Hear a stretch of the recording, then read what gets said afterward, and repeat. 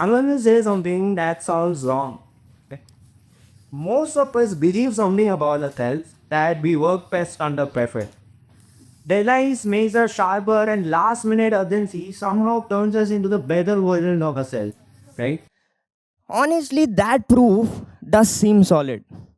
When time is short, things just get done. But there is a strange detail that we usually ignore all the time, that when there is no time, no real consequence, and no pressure, nothing moves. Not because the work is hard or we are trying to avoid it, but the ultimate thing is that there is nothing that is forcing us to start, no deadline and nothing, right? So essentially, we call it lack of discipline or even laziness. So, my question is, what if that label is wrong? What if it is not laziness? What if you think that pressure is strength, but it is the only condition under which you perform, right? So, you are not alone in this. This pattern shows up in people who are very capable.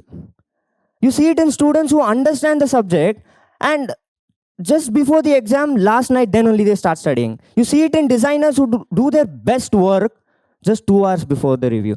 And you can see it in engineers, researchers, founders, people who are not confused what to do. Okay. So ultimate again, the thing is that in fact the more competent someone is, the more likely this shows up. And again, it's not about the ability or motivation of the people, but essentially the thing here is that if it were lack of discipline, pressure would not suddenly fix it. And if it was laziness, panic would not create focus. Okay. So what happens is somehow this thing does, right? Somehow pressure makes you work. The same person who feels stuck for days suddenly moves with full focus when the stakes rise, when there is deadline, when they arrive the deadline, as we are seeing here, right? Now, there is something important in this. What if this is not a character issue or a moral failure? This is what I call a pattern. A pattern that only activates when there are certain conditions, which is a deadline or pressure or whatever, right? So let's see what happens before pressure shows up. Okay, so, because delaying does not mean the same thing every time. Okay, it is different. Sometimes it's very deliberate. We get a task with 4 days to do it, but we know that we can finish that task in just 2 hours. Okay, so we don't start that. And not because we are avoiding the task or not because the work is hard for us, but we are creating an urgency for ourselves. Okay, and that urgency is like you are not creating pressure, you are creating the focus you need, right? You are actually creating the pressure here at the last day because you know that it's when you know when to start working. Okay, so my question is, sometimes it's not that. Sometimes, see, first reason was you know that you can do it in 2 hours, but second reason would be that sometimes you just don't want to do the task, you don't feel like doing the task, right? So at that time what you do is, it's not like sometimes that task is boring or annoying, or it asks for energy that you don't want to spend right now, and you call that as laziness. But it is not laziness, because you are still thinking about that task, you are imagining about the task, about how you will do this task, and you're coming up with ideas, you are planning out the outcomes, right? And when you have complete plan of what to do, you start cleaning your room out of nowhere. Not a little bit, but a deep clean. You organize files that wasn't opened in years, and you reply to messages instantly. But what you feel is that you become the most responsible, productive human being alive, but not for the task. You're just avoiding that task and doing something else, which is cleaning room and other stuff, right? And that's not avoidance, it's called negotiation.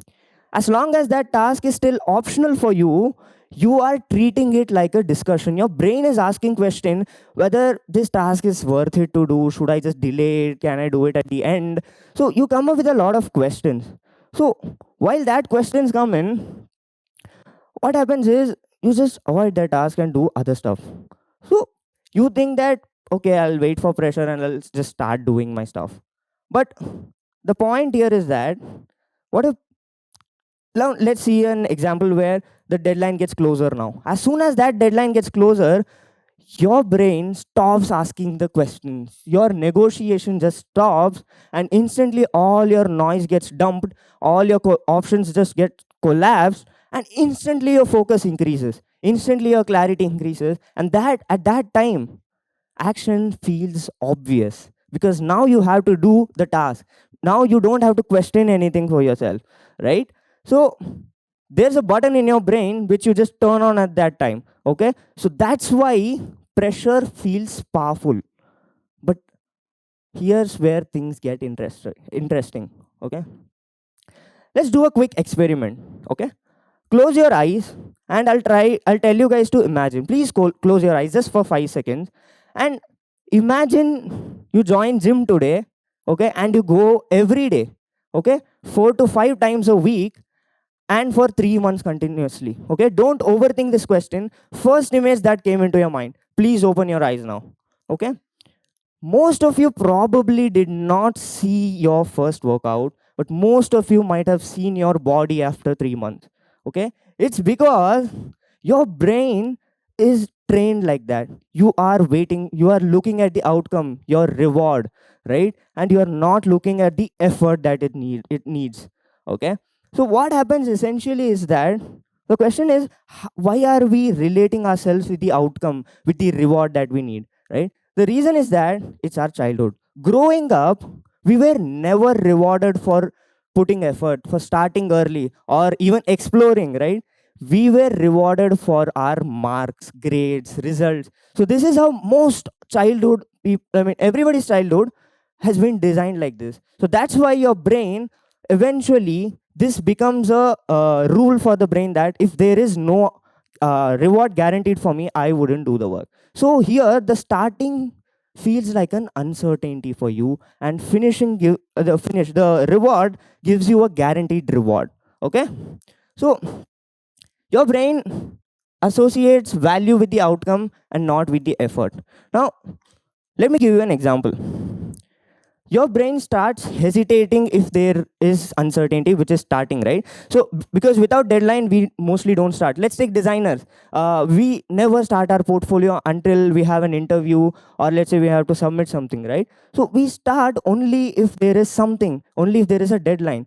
So the question is, here your brain starts questioning you: should I do it? Will I fail?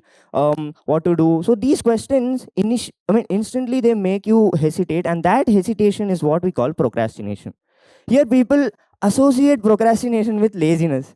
Okay, and let's say it's about time or something. It's not about time.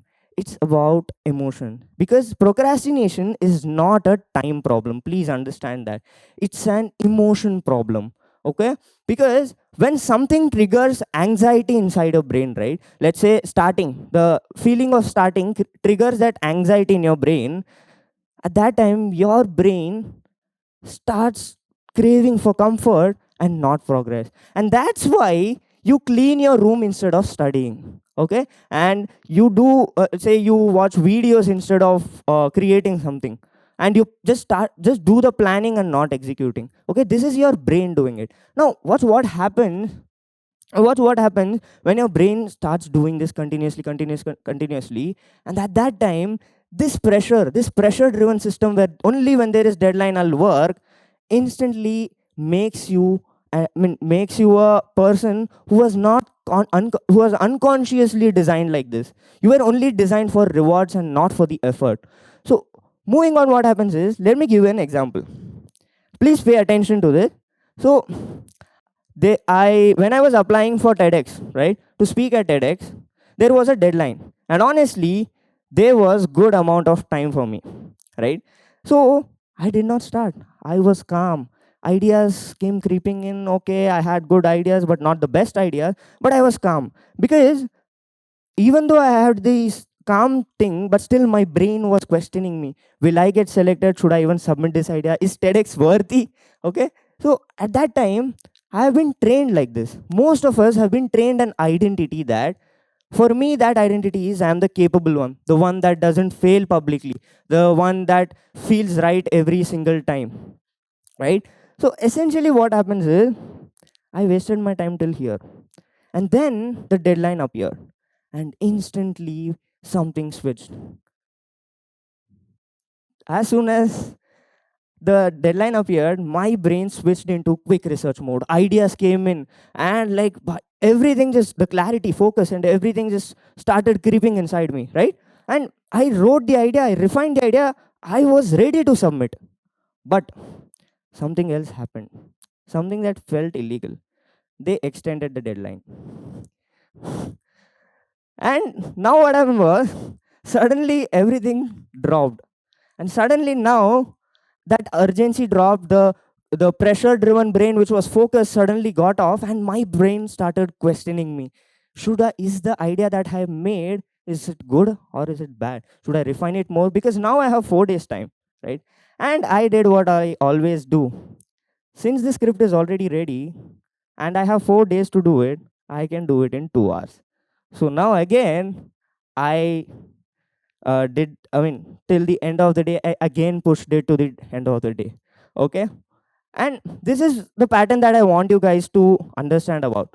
The point is that I am again creating pressure. Okay. And essentially what's happening is, when you continuously do this, your brain again your brain has been trained this way that only when there is pressure I will work. Okay. And now, why do we do this? Why do we create pressure? Because we try to protect the identity. My identity was, as I said, the capable one, the one that doesn't fail publicly, right? So there was two outcomes. So we create pressure because there are only two outcomes, and it is what we call win-win situation. Okay. And this is what I also call the identity pressure. Okay. Where if I win, right, if I get selected, I'm a clutch performer, and I got selected, so I'm proud about it because I'm a clutch performer. Okay. Now the question is, if I did not get selected, what would I have done? I would have said, oh, there was no time, I did it at the last minute, probably they didn't even check it. And there are again questions for me, right? And essentially what's happening is, my identity stays safe. My winner's identity, the winner story, is still safe with me. So what happens is, this pressure creates a shield for you, and you stand behind it. And as long as you stand behind it, you stop noticing what it's creating inside you, what it is shaping you into. So the question which makes it very hard for the question is this pressure, is this procrastination thing helping me, or is it shaping me into something that I did not choose? So let's take an example. Since the theme is ship of Theseus, I'll give you an example that this is a ship and it is just sailing, and eventually every part of it gets damaged. That means the plank, let's say one plank gets damaged, you change, then change, and until eventually every plank has been replaced. But the thing is, it is still working, right? The ship is still working. But the question you need to ask is it still the same ship? And now I'll explain you with this metaphor about what pressure is making us into, what that reward thing making us into. And that is, don't consider this ship, okay? Don't consider this as a ship. Consider this ship as yourself, okay? Imagine this is you. And these are not planks, these are your qualities. Your ability to start something without pressure, your curiosity, your exploration, all of the qualities that every child has, right? The play inside you. But now imagine the environment around this ship. And that is deadlines, grades, comparison, people starting judging you, oh bro, like you every time you fail. And this creates a pressure in your ship. And once that pressure happens, some qualities get broken, some planks get broken. So eventually you replace those planks, you replace your creativity into urgency, only working under urgency. You create execution, you have that fear of failure, and now your ship has been taken by the pirates, and that pirate is pressure. Not only pressure, but the environment it created. But I want you guys to think about one thing. Even though every plank has been changed, one thing is holding everything together. And that is, that pressure which was outside is now inside you. It is the core that is holding you together, and it is protecting your identity, whatever identity that has been protected inside you. So, my question to you is, are you still the same? Was this person ship? Are these two ships same? This only unlocks when there is pressure. Otherwise, you are the bad guy. Okay. So now you might ask, oh, but still pressure makes me perform, right? I'm still capable. I can perform too well. At that time, what happens is this attacks three things. First thing is your creativity. Your creativity drops. Why? Because see, creativity needs time, right? You need time to understand ideas. You need low pressure stakes. Okay, so time where ideas can be wrong, experimented. But when you work in urgency, right, your brain starts narrowing. It only looks for the ideas that are okay, this works, let's do it. If there is no time for you, your brain, again, as I said, it narrows. Second thing is self-directed action. Self-directed action in the sense you have hard time, you have a hard time doing something by yourself without deadlines. When there is no deadline, say people writing theses, if there is no deadline, they will take huge amount of time. Designers never make their portfolios. Okay, so this self-directed action, you can respond, you can deliver, but only when there is pressure. When there is no pressure, you have a hard time doing it. So you need a boss, a due, a deadline. So that's why this attacks your entrepreneurial ability. Okay, you can't do something by your own. And the third one is that you have a low level anxiety every time. Even though you are free, even though you have a free time and you have nothing due, but still you feel something inside you. You are still waiting for the next Tom, sorry. So that's the problem we have, right? We have this anxiety, even though we are free, we are thinking, are we lazy? So this is what it creates. These are the three things that it attacks. And eventually that pressure replaces every part of you until one remains, and that is your pressure. And now you might ask me one thing. At this point, most of you might asking, so is this good or bad? Okay. So I'm going to tell you, it is not the villain and it is not the hero. It is a tool. Pressure is a tool for you. Okay. And as soon as the question is not whether you are choosing it or it is choosing you. Okay.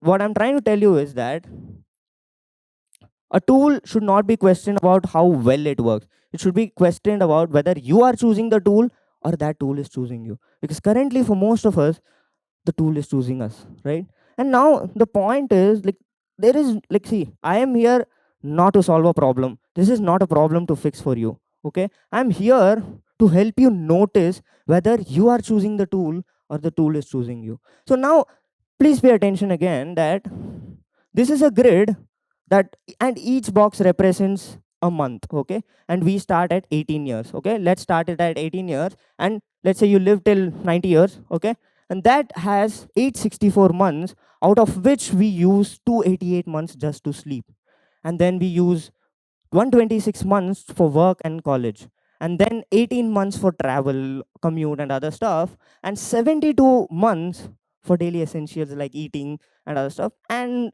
say 27 months for your bathroom and hygiene, your personal stuff. Okay, and what you have is your free time that has 333 months. This is not a guaranteed time or your promised time. This is just what is left for you.